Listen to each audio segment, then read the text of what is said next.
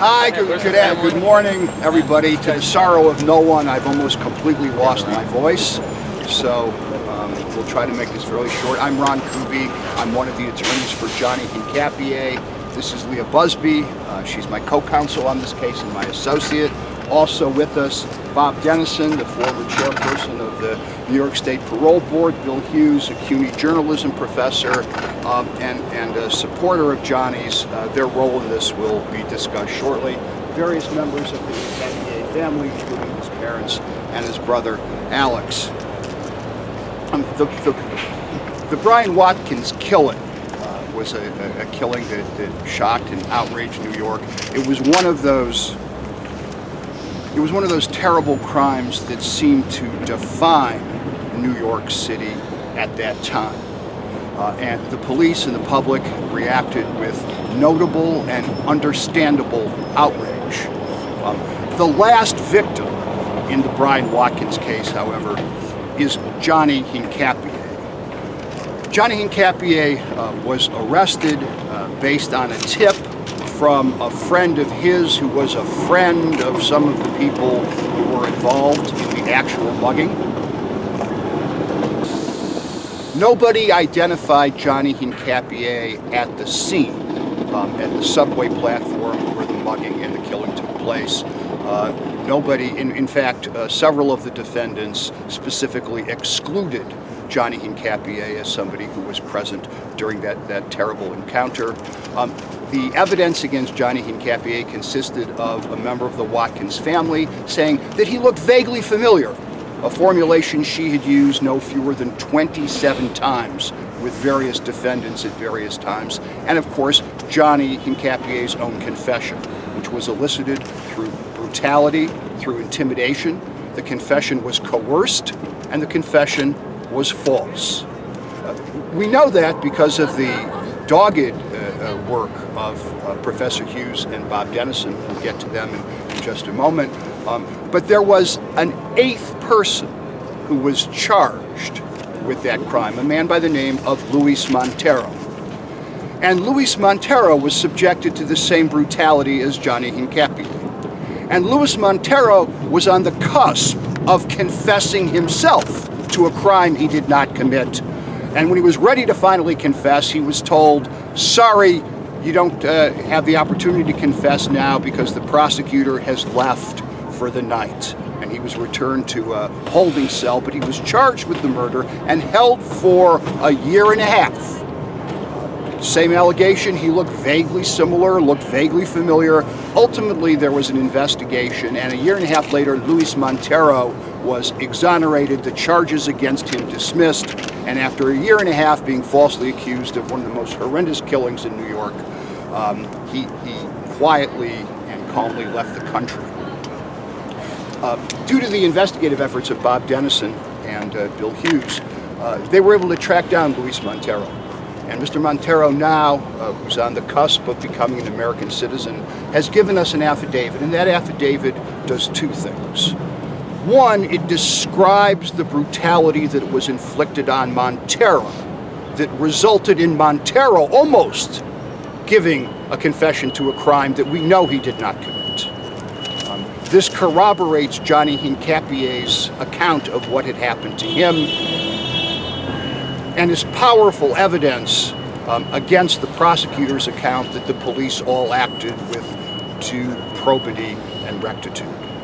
The second thing that Montero's affidavit does is Montero was in the subway system that night, but he was not down on the subway platform. He was in the token booth area, and he was actually with Johnnie Hincapie when the actual mugging and stabbing took place on the subway platform below. Johnnie was never outside of Montero's sight during the time of the mugging and during the time of the stabbing. And Montero can affirmatively state that because of that, there is no way that Johnnie Hincapie was involved in this killing.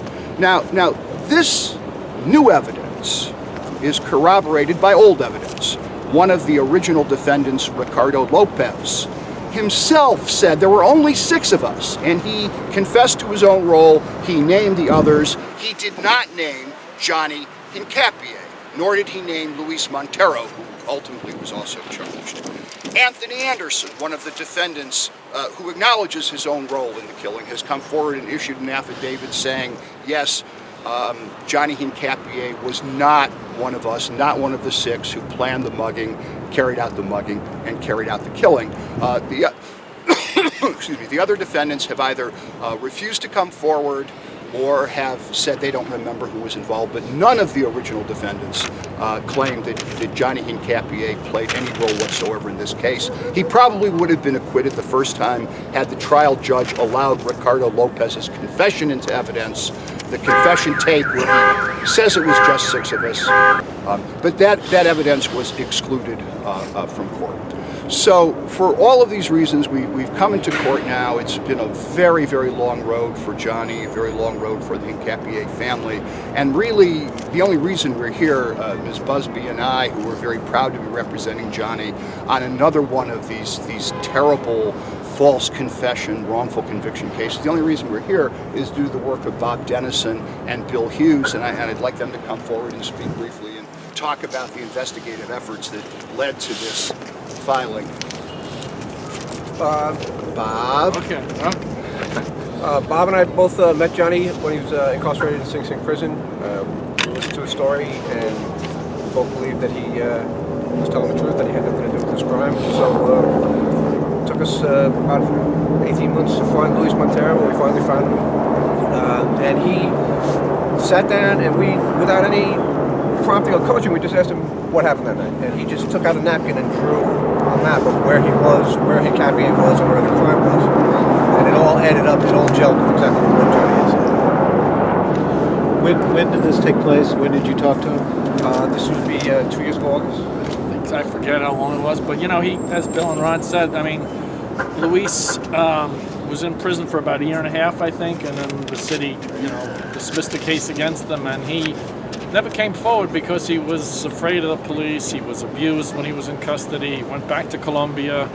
He lost money on a lawsuit that he could have had, and eventually he did get some money. But and you know, the amazing thing is, when at first he didn't want to talk to us. When I called him up on the phone, he said, "Look, you know, I don't really want to talk." And I said, "Look, if Hincapie is guilty, just tell us, and there's no further conversation." So there was nothing in it for him to talk to us. And finally he said, "Look, I'd like to see you face to face. I'm not comfortable talking over the phone." So Bill and I went out there, and he's, you know, Montero's a tough guy, but he broke down crying. He broke down crying in Ron and Leah's office too, and you know, and he you know, he's absolutely telling the truth. I mean, I've been involved in the criminal justice system for many years, done many thousands of parole interviews, and I mean, he really is, in my opinion, telling the truth. And he's come several times to Ron and Leah's office and told the same story, and you know, he's never been arrested. He's been a good, as Ron said, he's going to become a citizen.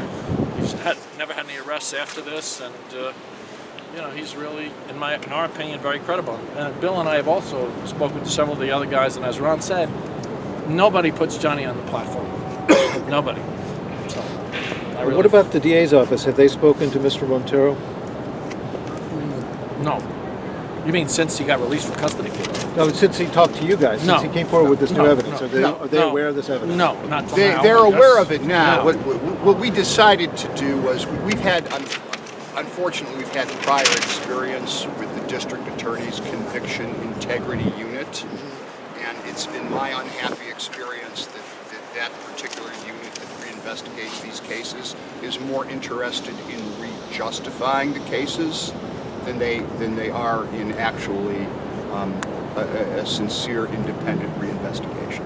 So we have not presented Mr. Montero to them. I will say this, the DA's office reinvestigated this case on its own several years ago, but used the same prosecutor, Mr. Shields, who originally prosecuted Hincapie, and to the surprise of absolutely no one and in violation of all best practices, they concluded that Johnnie had been rightfully convicted, but they did not know about, well, they knew Luis Montero was there because they had charged him with second-degree murder growing out of this, but they had not spoken to Montero about what had transpired. How well did Mr. Montero know Mr. Hincapie? Was he sure that this is the person he talked to on the... He knew Johnnie slightly. He met him few times before. Yeah, before I this mean, happened. the whole large. Oh, jeez, I'm sorry. Actually, he was with him the Yeah. day of the incident too, for Right. a little while. You know, the whole group of young people that were going out dancing at the Roseland Ballroom, there were like 60 or 70 in the whole group. Please keep this away.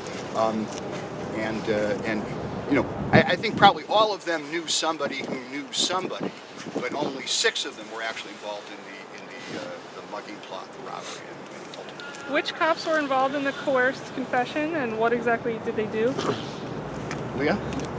Detective Ronald Casey was the detective, and specifically to Johnny. Johnny states that Detective Casey told him what the story was that he should memorize. Smoke in his face, used physical abuse, shoved him, pulled his hair, screamed at him, and told him exactly what to memorize. And then another detective was called in, and the story was written down. How long was he in there with them for? I'm not sure the exact amount of time. Detective Casey been involved in any other suspicious cases? Is this the first appeal of the conviction? No, the conviction was originally appealed when Johnny was convicted. The conviction was affirmed. You know, the major basis for appeal was the Ricardo Lopez tape should have come into evidence because that exonerated Johnny, and the court held that, well, it was inculpatory. It was a declaration against penal interest as to Ricardo Lopez. When Ricardo said, yeah, I was involved in the mugging, but it was not a declaration against penal interest when he said there were only 6 of us and here they are. So Judge Torres, actually, who's retired, did not allow that into evidence. So this is like the first 440 or the first This is 80? first 440, the first time we've come forward with this evidence. And again, this is evidence that Bill and Bob have been working on, you know, for quite some period of time. Has anyone been in touch with from your group, been in touch with the Watkins family about this recently? I interviewed the Watkins family a couple of years ago. Since Mr. Watkins has since passed away, and the Watkins family position is that those boys all confessed, and I said to them, "Do you have it? You know, can you possibly conceive of the fact that people do confess falsely to crimes? I mean, we have mounting evidence, you know, to back that up," and they weren't too open to that suggestion.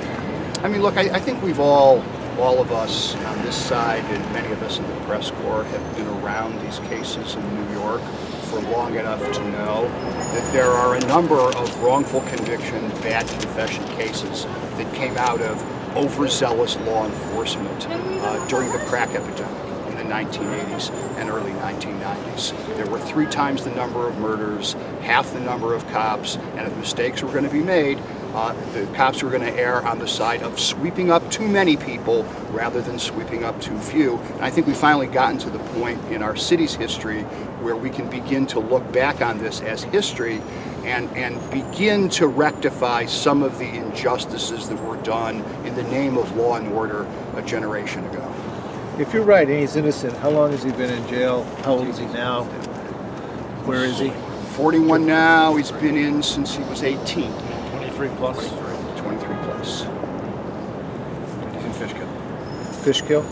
He's, of course, you know, he's a model inmate. He participates extensively with prisoners' arts and theatrical wing. Brent. Yeah. Brent taught him, right? Right. Yeah, taught him since 2003. And he's a great guy. He's really such a positive guy. I mean, a lot of guys, you know, Johnny was is falsely convicted according, how we strongly feel, and he's not bitter. He's just very positive, very special guy. I spoke to a lot of inmates who know him, and he really helps a lot of inmates in prison. He's just and as Ron brought out, the city, the headlines of the Post, I think you brought it out too, because the way they rounded up these guys so quickly, because the headlines read, "Dave, do something," because after Brian Watkins' murder, the city was a little bit crazy, and they just rushed to grab whoever they could.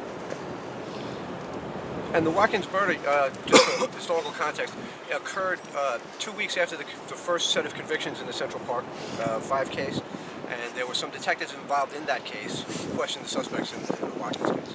Which detectives? I don't know the name off the top of my head. Carlos Gonzalez. Who's currently, I think he's one of the current defendants in the Central Park jogger case. Well, that's the other case that comes to mind, Right. because those were coerced confessions as well. It's a similar, like, wolf pack thing, right? We used to talk about wolf packs back then. Right. I mean, these are the sort of two cases that in many ways bookended the difficulties and tragedies of the criminal justice system and public safety. All of those convicted in the Central Park jogger case confessed. All of them confessed. All of them were convicted. All of them were completely innocent. Here, there were a number of confessions that were made by defendants, and those defendants are not challenging their guilt. It's not as though every confession that was ever given was a false confession, but there's a substantial number of confessions that were given that were coerced. And some of those coerced confessions were true, and some of those coerced confessions were false. And in New York State, sorry, no, go ahead, Lonnie. In New York State, 50% of the wrongful convictions that have been overturned involved a false confession.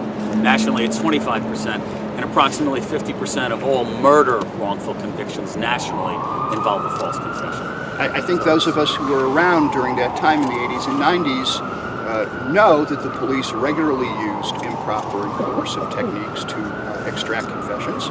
Prosecutors regularly had those officers deny their misconduct, and judges regularly acted as though they believed the police officers, even though we all knew what was going on. In many of those cases, the defendants confessed truthfully, although under coercion. But when you're coercing confessions, you get a lot of false confessions as well. Does anybody from the family want to say anything about this? No. Please. Alex, great. This is Johnny's brother, Alex. How you doing? Johnny's father. I just want Johnny's to mother. We're just all very happy that the truth is finally coming out, and a lot of people, it's been a struggle with the help of Bob, Bill, Ron, Leah, everybody, and just everybody who's been supporting us. I just want to say thank you very much. Really. It's grateful to be here today. Thanks to Mr. Kuby, thanks to Bob Dennison and Bill Hughes and all the friends that have been around us. It's great to be here and hoping that this new step is going to finally be the freedom of Johnny. Tell us a little bit about what he was like as an 18-year-old, and what was going on in his life at the time. Oh. He was a great kid, full of joy, love for his family. Has been not only when he grew up, but also now, all these 23 years, he has never changed. He has been the same Charlie, full of great hopes and full of love for all human beings and for his parents, for his family. He has been supporting us from prison, helping us to keep living, keep believing, and especially, I am so proud of his brother. He has never let us down. He's been a great, great man. He has been participating in every educational program, and he just got a master about 2 years ago. Now he's looking for his doctor's degree.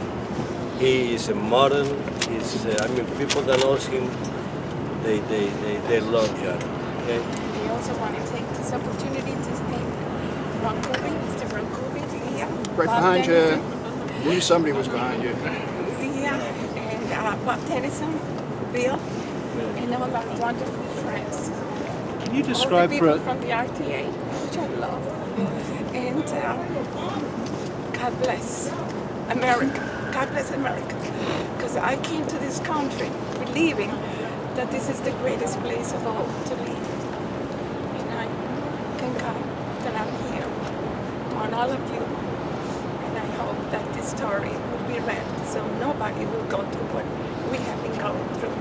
And this would never happen again to no one. It's been an ordeal. It's been 23 years of suffering. He's coming home. Thanks, God. Thanks, Mr. Kuby. Thanks, Bob. Thanks, Bill. Thanks, all of us, all of you that have been supporting us. And at the same time, I want to say something too. I sympathize in these 23 years for the Watkins family. They have been in our heart every single day, every Christmas, every holidays, every day actually, because as a mother, I am close to her. Where are you all from? And all of them. What country do you come from? Colombia. Colombian? South. Can we get your names, please? My name is Carlos. Carlos Hincapie? Yeah. How My old are you, wife's sir? name is Maria. My Maria? son is Alejandro Hincapie. Alejandro? Daughter-in-law, Marisol. And we have Daughter-in-law who is expecting. Marisol. I just have to say, in the 12 years that I've been with the Hincapie, Carlos Maria. Marisol. Johnny has been our guideline. He guides us, he guides me with my children.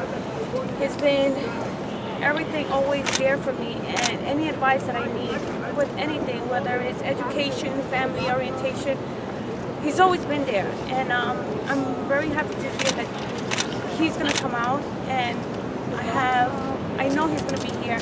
I'm now expecting, and I just can't wait to see him and make sure that he makes up for all the time that we've lost with him.